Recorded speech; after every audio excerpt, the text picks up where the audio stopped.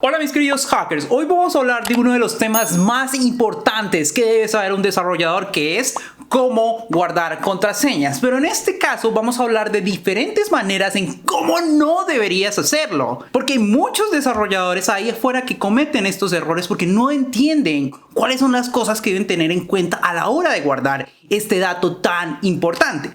Y lo primero que tienes que tener en cuenta es que la mejor manera de guardar contraseñas es no guardarlas. Si puedes evitarte el problema de guardar una contraseña, es lo mejor que puedes hacer.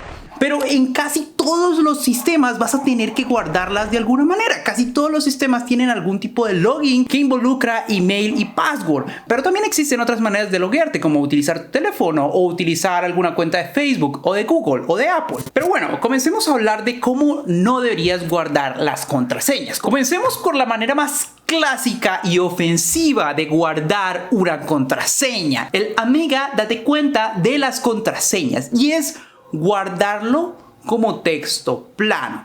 Tal cual el usuario te envía la contraseña, tal cual la guardas en la base de datos. Y básicamente, si alguien vulnera tu sistema, si un atacante llega a tu base de datos, va a ver todas las contraseñas directamente sin ningún tipo de esfuerzo. Esto es terrible y pasa muy a menudo. No sé si te ha pasado, porque a mí sí, que haces clic en olvidé mi contraseña, colocas tu correo y te llega un correo con la contraseña que tú tenías anteriormente, en vez de darte un link para poner una nueva contraseña. Eso quiere decir que ellos de alguna manera tienen guardada la contraseña como texto plano. No hagas eso, amiga.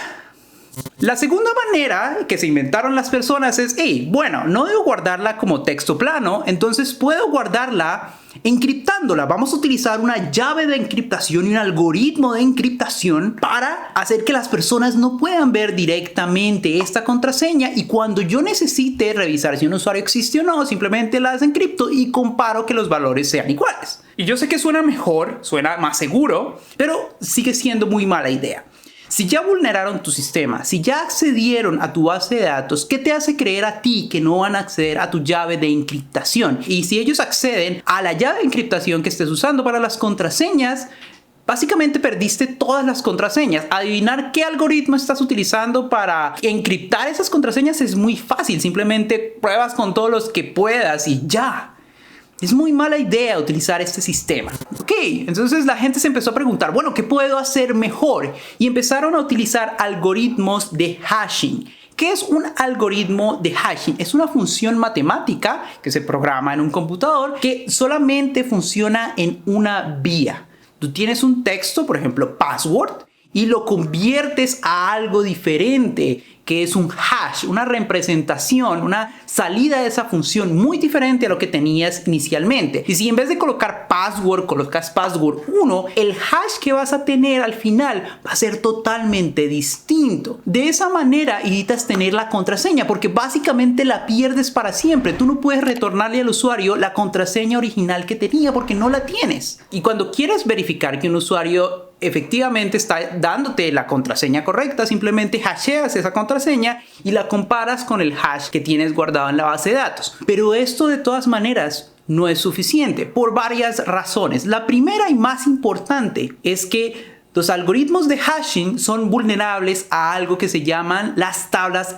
arcoíris, de Rainbow, no sé si lo estoy pronunciando bien, de Rainbow Tables, que son unas tablas precomputadas de esos hashes. Si tú buscas Rainbow Tables MD5 o algo así en internet, que MD5 es un algoritmo de hashing, vas a ver que tú puedes colocar hashes en internet y él te dice cuál es el texto relacionado a ese hash, porque ya está precomputado en algún lado, porque alguien ya calculó el hash para password 1, password 0, etcétera, etcétera. Entonces sigue siendo muy vulnerable. La segunda razón más importante es que todas las personas que tienen la misma contraseña van a tener el mismo hash. Si llegas a adivinar la contraseña del primer usuario por ingeniería social o lo que sea, puedes adivinar la de los demás usuarios que tengan esta contraseña en tu sistema. Así que seguimos mal, seguimos muy mal. ¿Pero qué podemos hacer mejor?, dijeron los programadores. Y se inventaron algo que llamamos la sal del algoritmo. Básicamente, por cada contraseña que vayas a añadir en tu sistema, añades un pedacito de texto que lo guardas en una columna aparte en la mitad. Entonces está usuario, está la sal y está el hash del password. Ese hash del password se va a computar utilizando la clave del usuario más la sal que tienes guardada en otra columna. Es muy importante que esta sal sea diferente por cada usuario que tienes en el sistema y que sea criptográficamente generada. No puedes utilizar math.random en JavaScript. Tienes que utilizar un algoritmo fuerte que te asegure que esa sal generada no pueda ser fácilmente adivinable por otra persona en el sistema. Cada una de las personas del sistema debe tener una sal muy diferente. Y de esa manera te evitas el problema de los rainbow tables, porque básicamente hay tantas variaciones de una misma contraseña que tal vez los rainbow tables no van a tenerlas todas o no van a tener ninguna. Y básicamente los programadores creyeron como, hey, ya solucionamos todo, ya no necesitamos preocuparnos por nuestras contraseñas guardadas en nuestro sistema. Pues no. Aún tenemos problemas, tenemos muchos problemas. ¿Pero por qué, Fabián? ¿Por qué tenemos problemas todavía? Cada uno está utilizando una sal diferente en nuestro sistema. No puedes adivinarlo con rainbow tables. ¿Qué puede salir mal? Ok, todavía nos queda la solución última. Fuerza bruta. Y es ahí donde debo escoger muy cuidadosamente el algoritmo de hash que debo usar para mi sistema. ¿Por qué? Porque un algoritmo como MD5 es un algoritmo rápido, hecho para ser calculado de una manera veloz. Por lo tanto, tú puedes colocar una GPU a calcular toneladas de hashes por segundo para intentar romper una contraseña que tienes en un sistema. Y eso es muy fácil de hacer. Por eso es que hay una escasez de GPU con el tema de las criptomonedas, porque las criptomonedas se aseguran, la mayoría de ellas se aseguran utilizando hashes, y esos hashes deben ser computados lo más rápido posible si quieres ganar algo de dinero. Así que las GPU son perfectas para este tema. Pero existen algoritmos de hashing que están diseñados para ser lo más lento posible y que no puedan ser acelerados utilizando GPUs. Y es ahí donde tengo que hablar de un algoritmo que se llama Bcrypt. Bcrypt es uno de estos algoritmos que se utilizan para guardar las contraseñas. ¿Qué tiene de especial Bcrypt? Primero, es difícil de acelerar. Yo no puedo acelerarlo en una GPU tan fácilmente como lo puedo hacer con otros algoritmos, por lo cual tengo que gastar demasiado tiempo y poder computacional para romper una contraseña con fuerza bruta. Es ahí donde se gana la ventaja por encima de las personas que están tratando de violar mi sistema si ya tienen acceso a esa base de datos, porque ellos pueden ver el hash generado por Bcrypt, pero no pueden fácilmente llegar al valor real que había originalmente. Lo segundo es que normalmente las implementaciones de Bcrypt ya añaden algo de salt, y cuando Bcrypt retorna ese resultado, el resultado ya viene con la sal, así que solamente tienes un string, tiene toda la información para volver a iterar con la contraseña del usuario para al final comparar si ese usuario está usando la contraseña correcta o no. Pero tiene algo más muy interesante, que son las rondas, que son los rounds. Cuando estás utilizando Bcrypt o algún algoritmo similar, tienes un parámetro que se llama las rondas que va a correr ese algoritmo. Cuantas más rondas le des a ese algoritmo, más costoso y más lento se va a hacer el cálculo de ese hash de la contraseña. ¿Por qué esto es importante?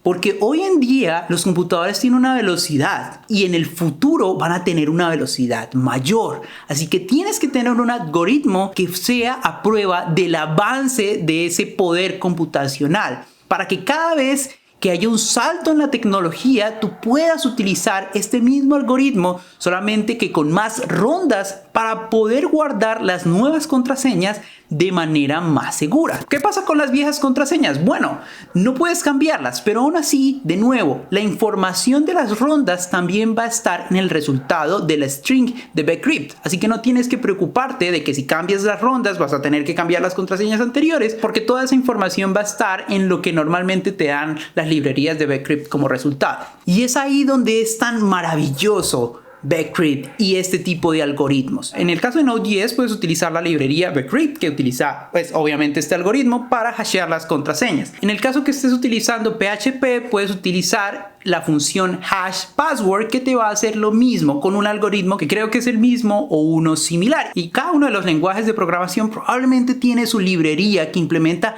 alguno de estos algoritmos diseñados específicamente para hashear contraseñas. Algo también muy interesante acerca de Bcrypt es que mitiga ataques de tiempo, timing attacks. ¿Qué son estos ataques? Resulta que cada vez que tú ejecutas un algoritmo, puede fallar antes o después. Puede que a veces falle antes, puede que a veces se demore un poquito más. Y los atacantes pueden utilizar esta información basada en estadística para adivinar cosas sobre tu sistema e intentar atacarlo. Bcrypt en principio te protege de este ataque. Ya sea la contraseña correcta o no, el tiempo que se va a demorar el cálculo de ese hash y comparar la contraseña correcta con el que tienes en ese momento se va a demorar lo mismo. Así que los atacantes por ese lado no deberían tener información suficiente para vulnerarlo. Y ya.